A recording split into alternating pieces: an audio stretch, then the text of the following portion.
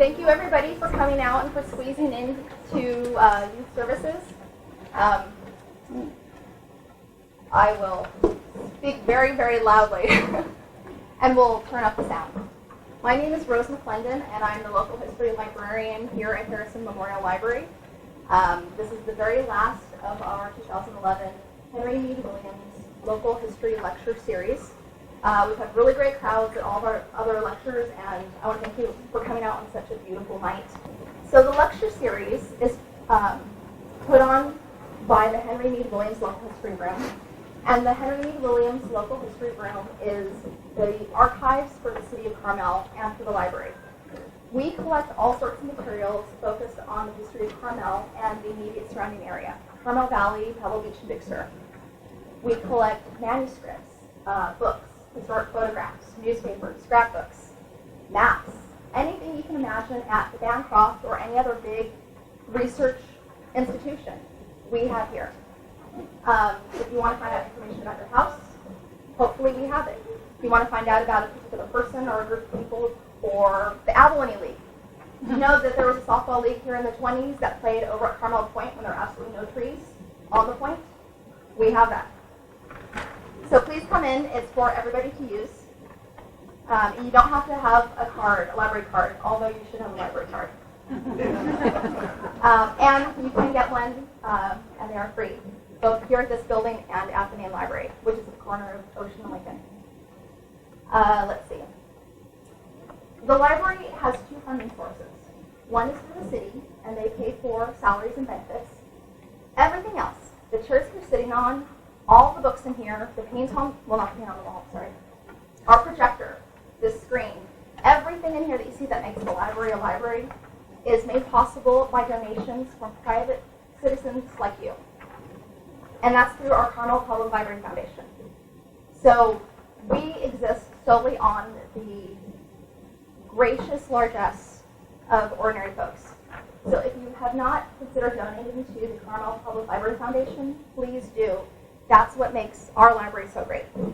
End of commercial. I would like to introduce Kevin Shabram. He is a docent for the Point Lobos Association, is what they're called now, right? Foundation now. Point Lobos Foundation. Kevin grew up in Carmel, went to Sunset School, to the middle school, high school, Yeah, I went all to that good stuff. Sunset for kindergarten, then it closed. Oh, then it closed. And we are in for a really great time tonight. So without further ado, Kevin Shabram.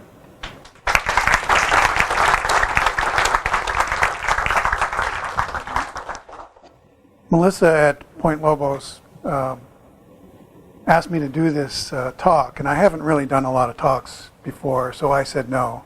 And she just wouldn't actually take no for an answer, so here I am. So it kind of started in with a docent project I did. When I became a docent, you had to do a project. You don't have to do that now. They've changed the training. But at first I was going to do something electronics-based because I'm an electronics engineer. That's a big mistake. Don't do anything that has anything to do with your work. Then it's work. And I've always had an interest in the history of the area. And I was doing some searches on the internet, and I came across this map here. It was actually a map that's based on a map done from somebody in the Malaspina expedition that came to Monterey. And I noticed down in the lower part where Point Lobos is supposed to be, it doesn't say Point Lobos, it says Punta del Carmelo. So I wondered, when did it start to be called Point Lobos, Because I'd heard that the explorers named it Point Lobos. Well, that's really not the case. Explorers didn't name it Point Lobos. They basically named the area Carmelo, and that's what it was called. So when and why was this place named Point Lobos? So I decided to research that, and started with an internet search, searching for maps or documents, whatever. Anyway, the name Point Lobos comes from the sea lions, which the Spanish called Lobos marinos, or Lobo de Mar. I've heard, it must be named after the wolf. Lobos means wolf. maybe there were wolves there, or the other one I read was it's in the shape of a crouching wolf, but it actually is from the sea lions.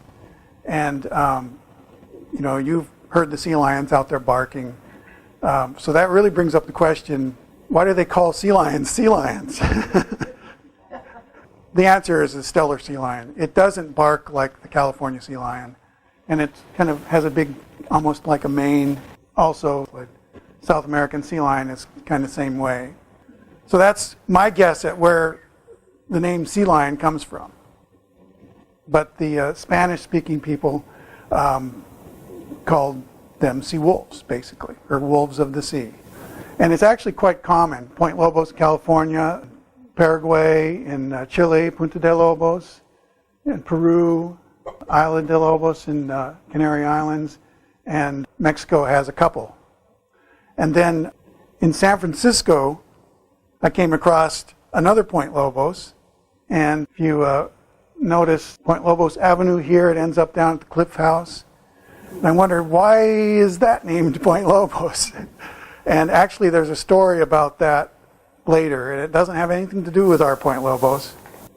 It turns out that this area was called Point Lobos, named by Father Paulo when they were exploring San Francisco Bay Area to establish a mission there.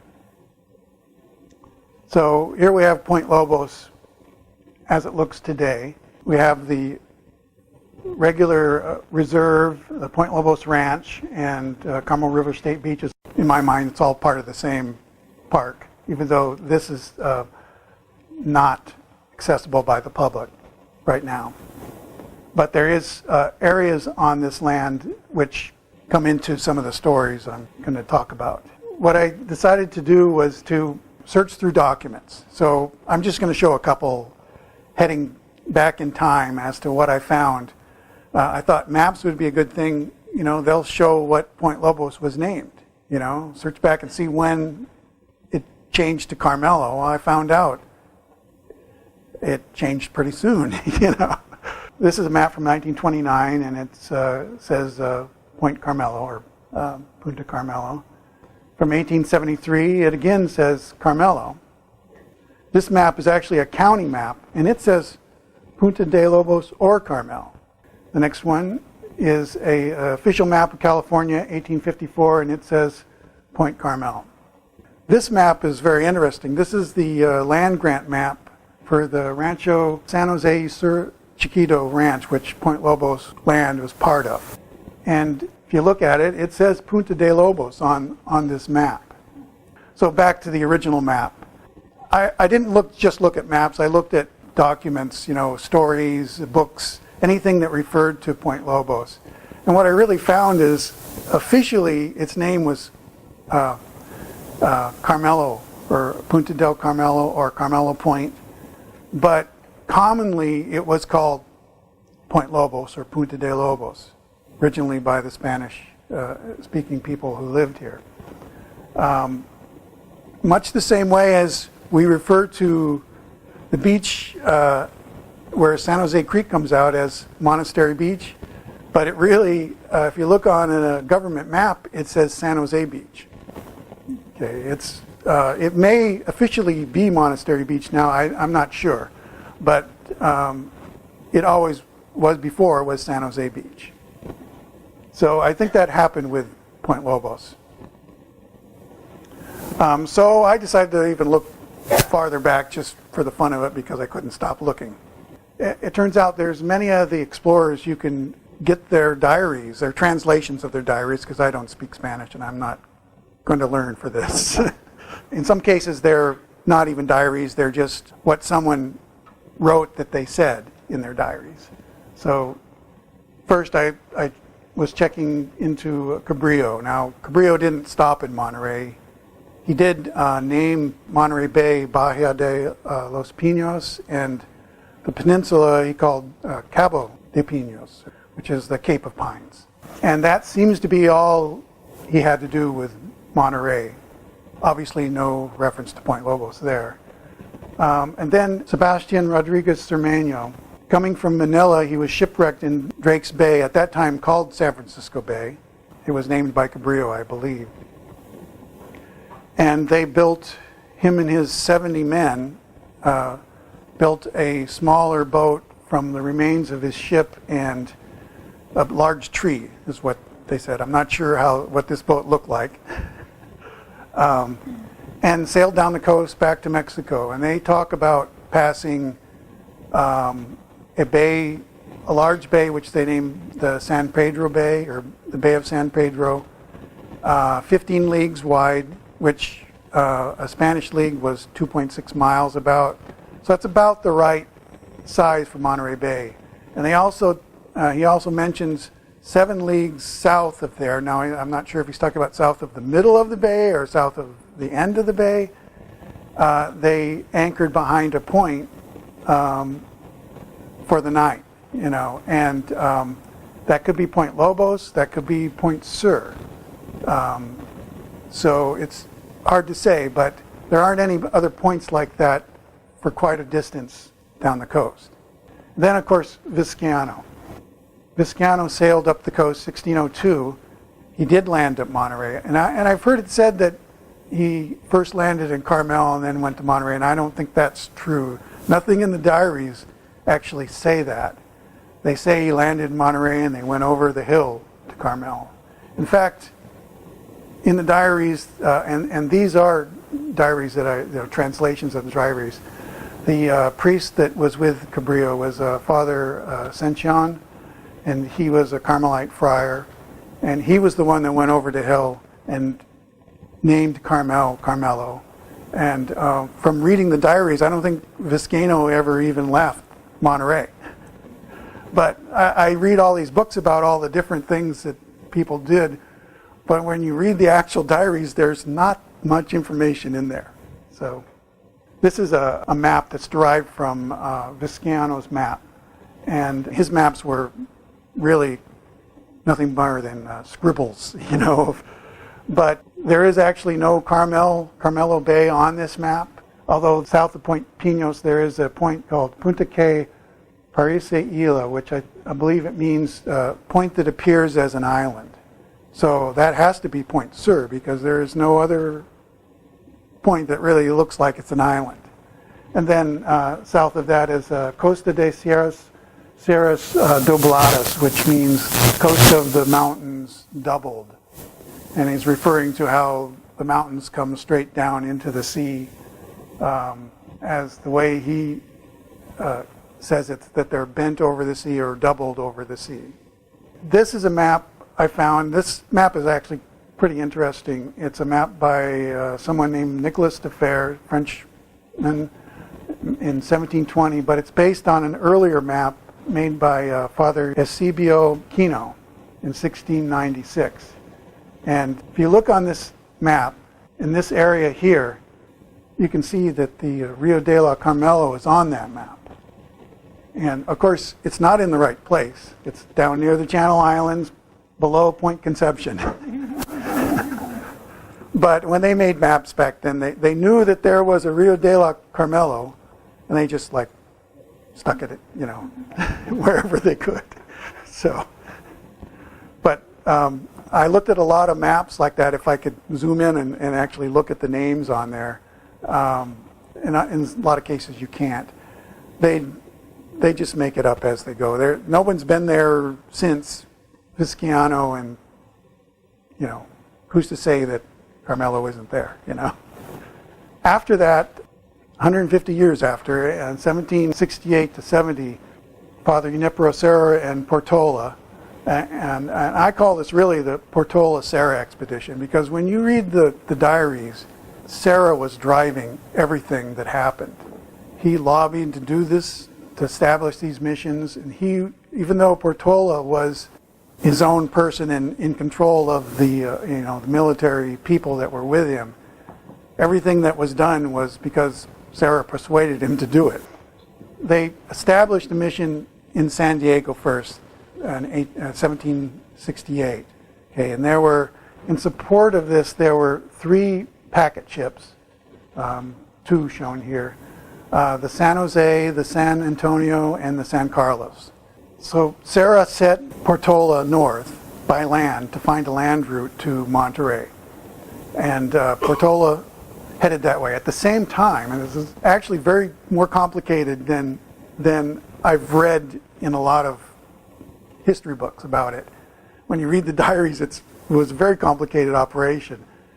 The San Jose ship that was a packet ship was dispatched to San Blas and was to get supplies and go directly to Monterey to meet Portola, because they weren't coming here to just explore the area. They were actually coming here to establish a mission, and some of them were meant to stay here. And then after that, the next packet ship, San Antonio, some months later, was also coming from San Blas to directly to Monterey and bypassing San Diego. The third packet ship, the San Carlos, was in San Diego, and it was disabled. It was not seaworthy at the time and needed to be fixed. Okay, so Portola and Crespi head to Monterey, and they blaze a path and get to Monterey. And when you know the lands, you know that you can't get to the ocean this far north until you come up the Salinas Valley, and unless you go over the Santa Lucia Mountains, there's no way that they're going to do that. So Monterey and Salinas Valley is the first access you get from coming from the south, because it's the soonest time that you get to the ocean. So that's the way they went, and they come out to the ocean. They come to Monterey, and they don't realize they're at Monterey. They don't think they're in the Bay of Monterey. It's not anything like the description that Vizcaino gave, because he gave a glowing description of a wind-protected bay, and maybe at the time it was. Sea levels were a couple feet lower at the time. It was different. I don't know. So this is basically the path. This is not a picture of Portola's route, but it's a picture of the mission trails, which Portola's route basically followed. And the missions were established along that route. And eventually became Highway 101, actually. So anyway, Portola gets to Monterey. They decide to go south a little bit, make sure that they didn't miss the bay. Okay, so they sent exploration party south. They decided to go north. They end up at San Francisco Bay and discover San Francisco Bay, first Europeans to see San Francisco Bay. They know they're too far north for Monterey, so they decide to turn back. And they turned back, and they came back to the peninsula, still not realizing they were at Monterey, and to wait for the San Jose, which was supposed to be on its way to resupply them, because they were running out of supplies, and they didn't appear to be very good at hunting, there was game, and there was the Salinas Valley was one big giant horde of birds, and there was everything here, elk. And when they came back, they ended up crossing the Carmel River to camp right on San Jose Creek. And the reason they did that is, well, there's a couple reasons. San Jose Creek had water, fresh water from the mountains. The Carmel River was kind of, swampland. Monterey didn't seem to have any good water at that time. So the other reason it would be good to be at San Jose Creek is you have Point Lobos there, Whalers Knoll. You can be watching to the south for a ship there. Whereas if you're in Monterey, you can't be watching to the south. So they had access to the ability to see a ship coming. Okay. So also, this is actually the site of the Rumson Village of Ashenta, which I believe was in this area. And in fact, here is a stone which you can go and hike out Moss Cove Trail and see a mortar stone that the Indians used to grind acorns or seeds or whatever they wanted. So I consider it, this is really part of that. But this is also where Portola and Crespi made first contact with the Rumson people. They weren't there. This is like a seasonal village, I believe. So they weren't there when they were exploring, checking before to the south. Just another picture of, this is, I always like walking out to this end of the Moss Cove Trail and looking at this stone because it's a neat place. So directly from Crespi's diary, November 29th, 1760, when we reached the spot, a good-sized village of heathens was camped at the edge of this small stream. As soon as they heard us, all ran off through the woods on the stream. We saw some of them running, leaving their fires still burning. There was a great many mussel shells all over hereabouts, and other very large ones like limpets and very shiny. Doubtless, that's the same kind as the history sets down at Monterey Harbor. They were talking about abalone. This is actually a midden site that's at Shenta Point, right next to where you see the mortar stones. If you look around, there's shells all over the place. And this is from the Rumson who lived here. After 4 or 5 days of our being encamped here, about some 50 heathens were seen upon the height of a hill, which from the direction they came has to be this hill.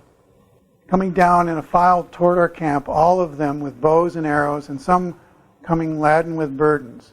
We were very well pleased with their well-mannered and tractable behavior, as they gave us to understand they were camped at the Carmel River that was half a league away from us, and they had to come only to make us a present of some very large rushwork wicker weave baskets they were bringing full of good gruel, being certainly without a doubt no less than 2 fanagas worth of it. That's about 200 pounds. He presented them, that is Portola, he presented them with the usual beads, which they were very well pleased. That was the first contact. Of course, things didn't go so well later. Here, of course, is Portola's cross, because at this time is when they decided to abandon waiting for the San Jose and went back south.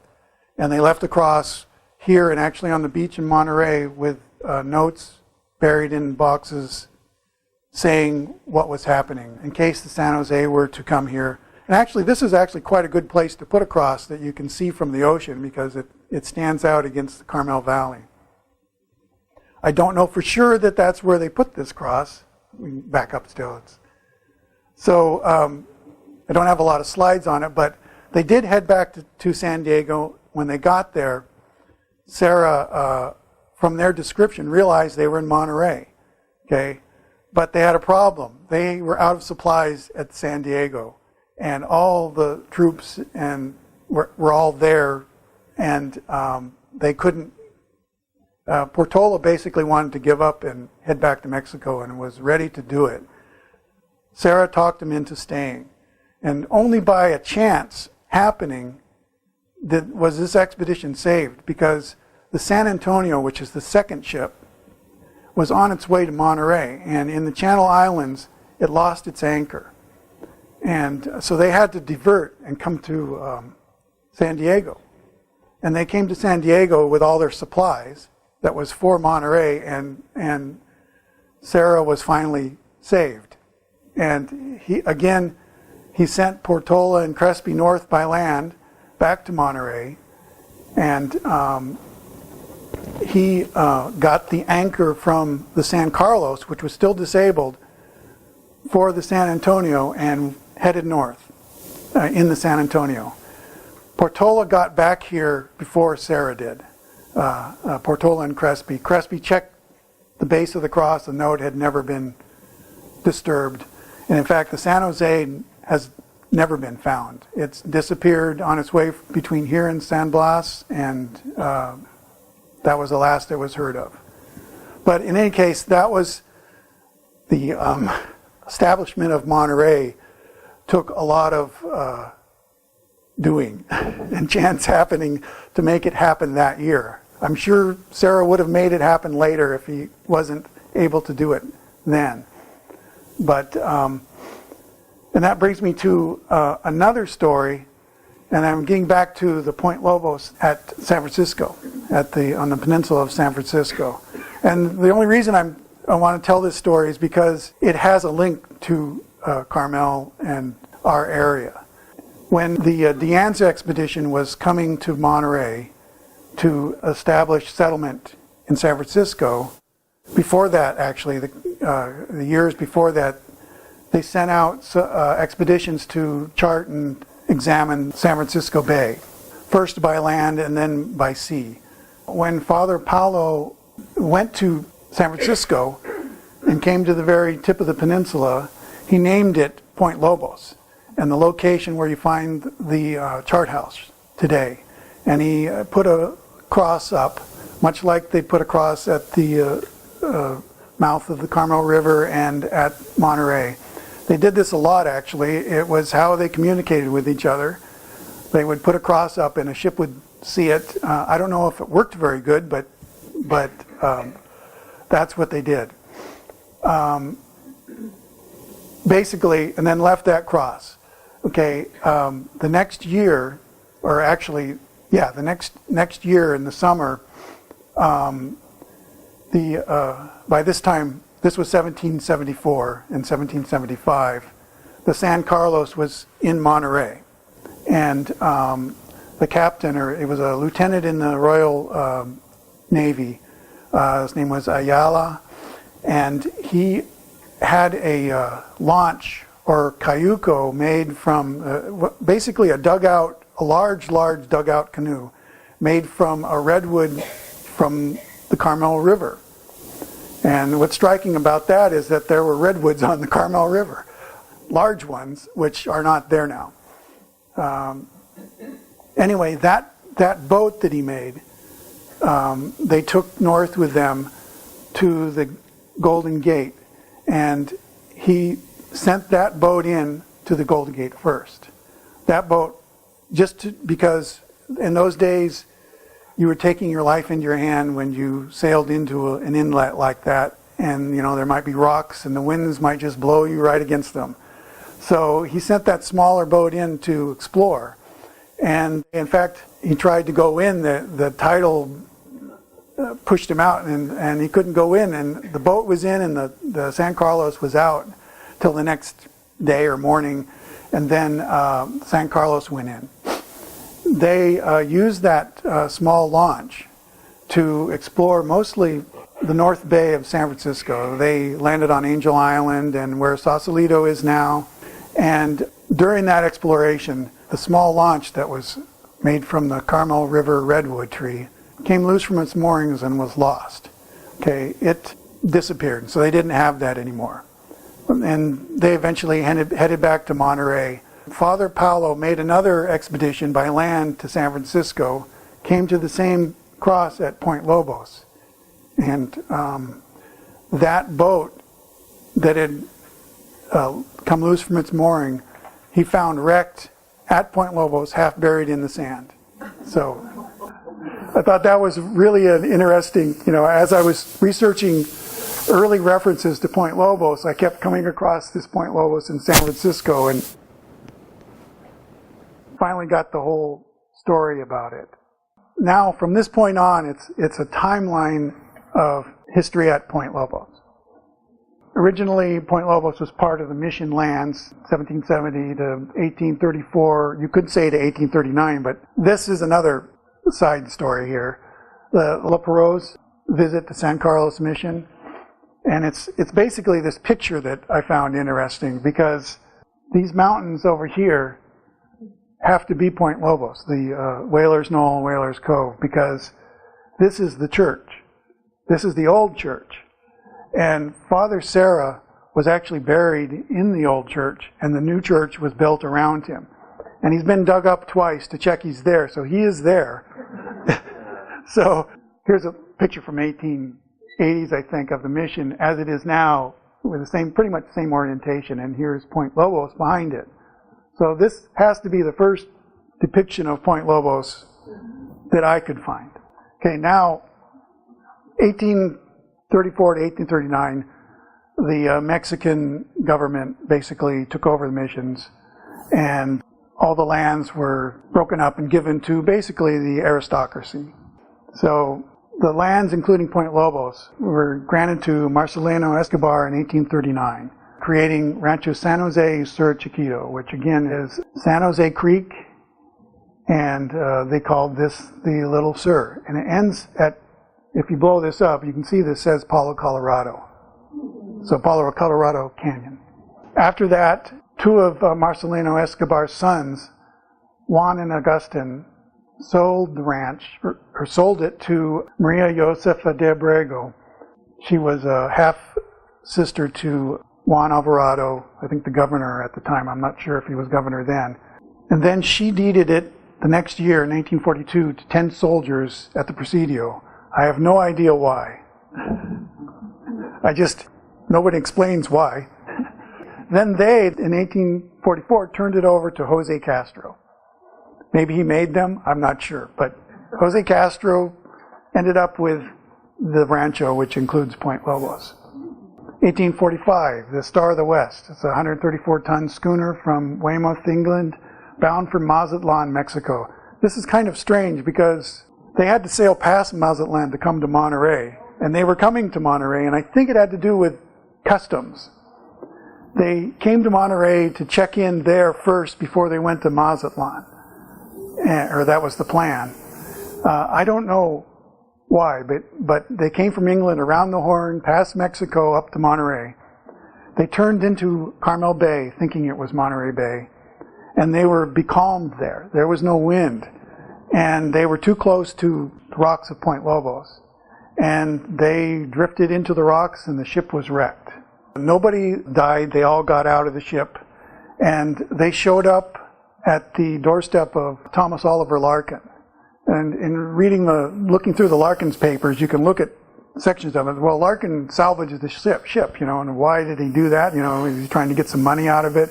It really wasn't an issue of getting money out of it. He was trying to help these guys who were shipwrecked get home. The people who salvaged the ship actually got half of the proceeds. The people who actually did salvage, and 3 Californians died, and they fell off the rocks during that salvage. He corresponded with the ship owners in England, and it took months.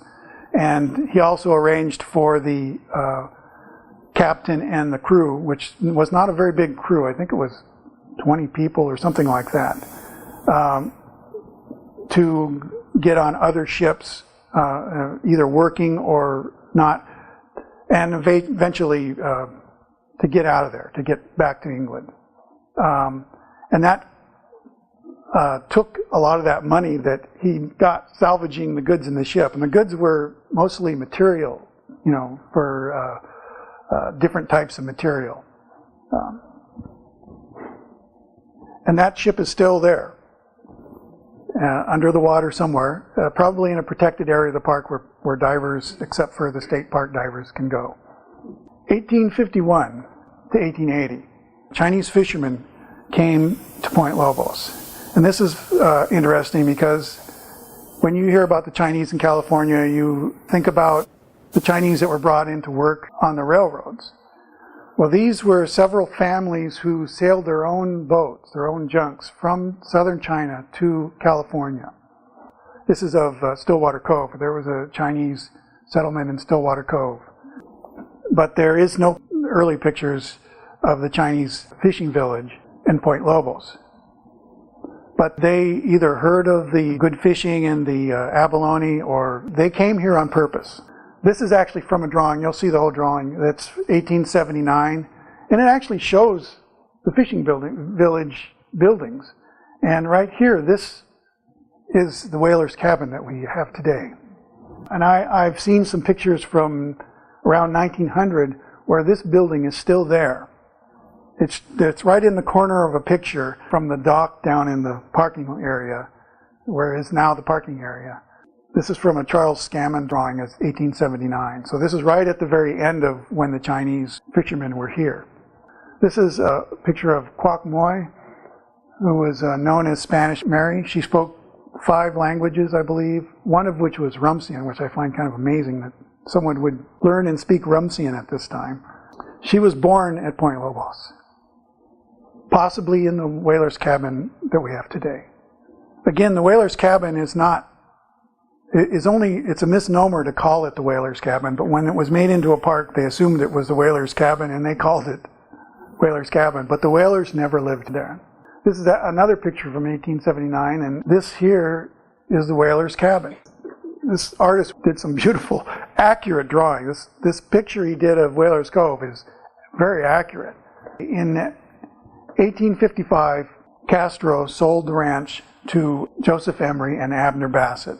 Okay, I'll get back to the ownership issues of the ranch here in a little while, but that happens a little later. This is actually a picture from 1931, but they established a quarry at Point Lobos, and you can see it very clearly here. If you go there today and look at it, it's a little bit harder to tell, but you can see that quite a lot of rock was taken out of here.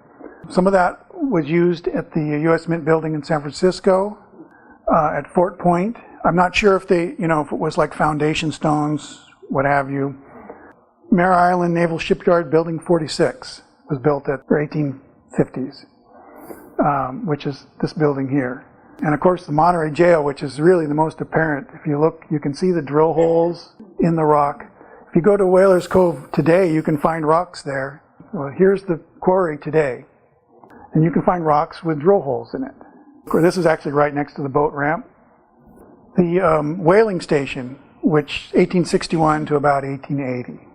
This is actually a painting by Mark Farina, local, I guess, Pacific Grove artist, who did this for our whaling station museum. It shows the parking lot area where whales were brought up. When they went out to get a whale, it was a very chancy operation. They harpooned a whale, they killed it. I believe the whale would sink and they had to come back and wait for it to float again before they could tow it in. And then they would cut it up with big flensing knives, throw it into tripods, which if you go to Point Lobos, you can see tripods next to the Whaling Station Museum, boiled blubber down. This is that drawing. And when I look at this, there's no trees here, but it's a very accurate drawing. Chinese village here, whaling station down here, Whalers Knoll, there's a flag there. They used a flag to signal whether the whales were being seen. And these were Portuguese whalers from the Azores Islands. This is just a closer, kind of blurry looking picture of the same whaling station. You can see the areas where they were boiling the blubber down. And the flag on top of Whalers Knoll. I believe there would be a lookout up there, maybe even directing them. I don't know if there was signals with different flags or what have you to direct people to where the whales were. Here's a couple of the whalers. We have many more pictures than this, but this is Jacinto de Amaral, whose family I believe is still in this area. I remember some of them in school. And Cristiano Machado. They came here and worked as whalers, and then eventually worked at the abalone fishery and at the dairy, and Cristiano Machado became the caretaker at the mission. So, reviewing who owned the land. Okay. First of all, Marcelino Escobar's sons decided they were going to sell the land to Maria Josefa de Abrego in 1841. She sold it, turned it over to some soldiers. They turned it over to Jose Castro. Now, Jose Castro, because of the Treaty of Guadalupe Hidalgo, had the right to keep the land grant that was given to him in the Mexican period. So he filed a claim in 1853 to the Land Commission, and it was rejected. In 1855, he filed an appeal and then sold the land right after that to Joseph Emery and Abner Bassett, and actually left Monterey and went to become governor of Baja, I think. At the same time, the other Escobar siblings and their descendants believe they still owned this rancho. And they, in 1859, they talked to a lawyer, told him if he could get the ranch back to them, that he could have half of it. And then some of the descendants sold part of the ranch to a man named Matthew G. Ireland in 1860. Well, this created a problem, which became case 373 in the United States District Court. And it took decades to resolve this case. It was settled in 1855 and patented to Jose Castro in 1888. Actually, Jose Castro had been dead since 1860. He was assassinated in Mexico. And then the people who ended up with the ranch, which are Joseph Emery and Abner Bassett's children, created the Carmel Land and Coal Company. This is a stock certificate for the coal portion of the Carmel Land and Coal Company, 1888. This is a picture of the coal mine in Malpaso Canyon, which is the area it was in. They brought coal down by draft horse and cart from the canyon to near Point Lobos, where they had built a coal chute for steamers to come out. So this is the coal chute, 1890, and you can see the track right here. They would use small carts like they're in a mine, and it was tracked like you would find in a mine. And they would bring the coal out here to load onto steamers. Here's another picture. It's later of the tracks over to the coal chute. And of course, this is at Coal Chute Point. So this is why Coal Chute Point is named Coal Chute Point.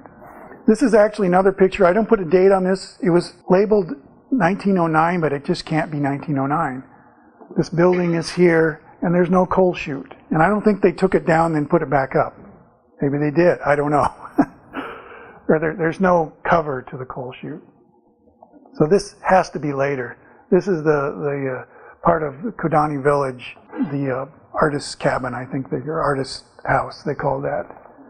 Coal wasn't doing too good for them. So in 1890, they decided to subdivide into 1,000 lots. They sold these lots, I think, for starting at $50 and put ads out, and people started to buy them. You could imagine what Point Lobos would look like if this went through.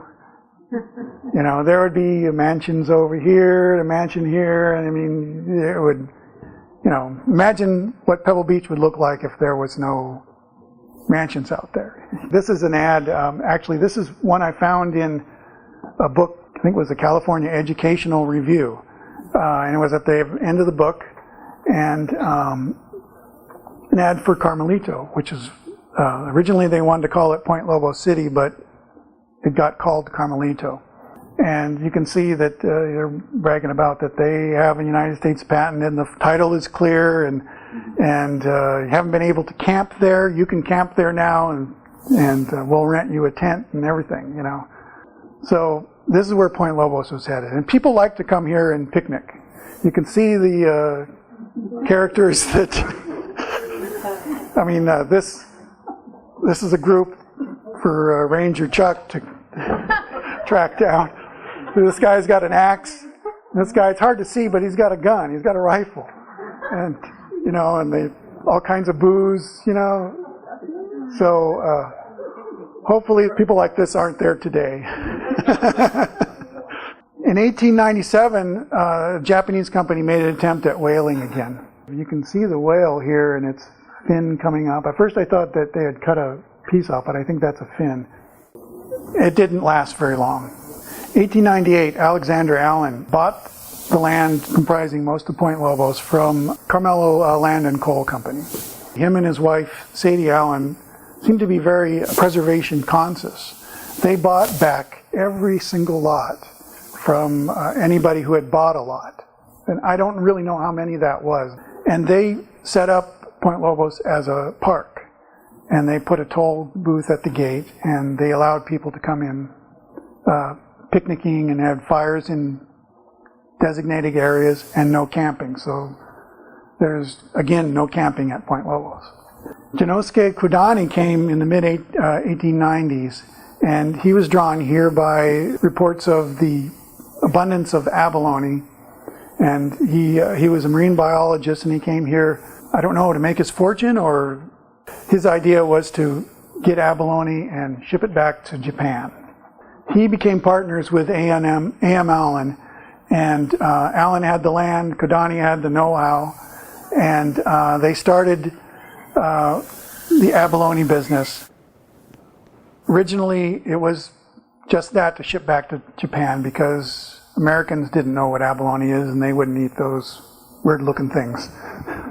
This is an early abalone divers. You know, these guys really don't look that comfortable. That water is cold.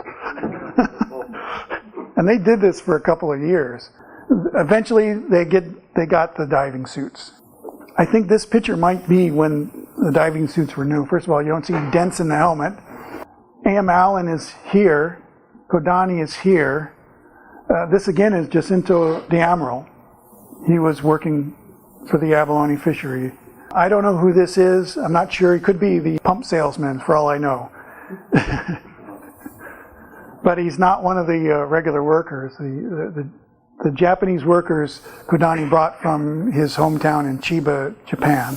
Again, this is actually the same picture, but they dried the abalone to ship back dried to the Orient originally. They did build a cannery. In fact, the cannery is there, and they were still drying abalone. This is 1905. Here's a picture of the cannery at Whalers Cove. It's an earlier picture of the cannery and the abalone dock, they call it. It's really the same dock they use for everything else. This is a picture from inside the abalone cannery. Picture from the abalone cannery. This is the label of the cans. We have the actual labels that were used. If you go into the Whalers Cabin Museum, you can see them on cans with basically their salt water in the cans. And with the recipes on how to eat this abalone, it was cut up into chunks and put in the can. This is Janosuke Kodani at the cannery. You can see all this very large abalone sitting down here. Think of what this would be worth today. And again, this picture of the cannery, Point Lobos Canning Company in 1931. I'm just going to touch a little bit. There were a lot of movies made at Point Lobos starting in 1914. I listed some of the more well-known, but if you go to the website or go to the Whalers Cabin, you can get a list of the movies that were made. My favorite is actually this one, Julie. Right at the beginning of this movie, they drive right by the Whalers Cabin, and it looks exactly the same as it did then. In fact, every picture I have of Whalers Cabin looks the same. Just a couple slides on, this is the set for Foolish Wives. It was 1919. You can see it's a set. And it's right on the edge of the cliff here. It's not a very good place to put a building. I mean, this is literally where the trail is on the cliff at Point Lobos. This is from a movie, Salome, Where She Danced, 1944. You can see that the Whalers Cabin used to be the Butterfield Stage Express Station 3. I thought that was a neat. 1933, A.M. Allen sold the land to the state of California. In excess of $600,000, I think. That ensured its preservation. So it became a state park in 1934. I couldn't find a logo for 1934. When they did that, they did a study of the whole park, and there's a lot of pictures of various areas of the park, deciding on what to show off. Also at the time, interestingly enough, all the buildings in the park were either torn down or the owners took them out. This is a picture from inside the Whalers Cabin, 1934. Compare this picture to a picture I took yesterday inside the Whalers Cabin. So I thought that was interesting, and that's not a picture that we have in our book, so I thought I'd show that one. Okay, the 1941 to 1943, there was the Warriors. This is a great picture. You can see all the landing craft here in Whalers Cove, and Point Lobos, Whalers Cove was used for a lot of purposes. It was basically an industrial park for a while. Today, it's much better used today than it was any other time in the past. And its use today is to be preserved for future generations. I can take some questions. The pictures don't show all the trees that we see today. Could you tell us about that? Yeah, the Indians, the Rumson people lived there, regularly burned. It was easier for them. They could get around easier without all this brush growing. And so for thousands of years, it didn't have a lot of trees. There was, of course, the cypress grove at Point Lobos, which has been there, that's the last place where you can find them growing naturally. So they've been there many, many thousands of years. But other areas, Whaler's Knoll eventually got some pine trees on it, and there were some, a few trees around, but not like you see today.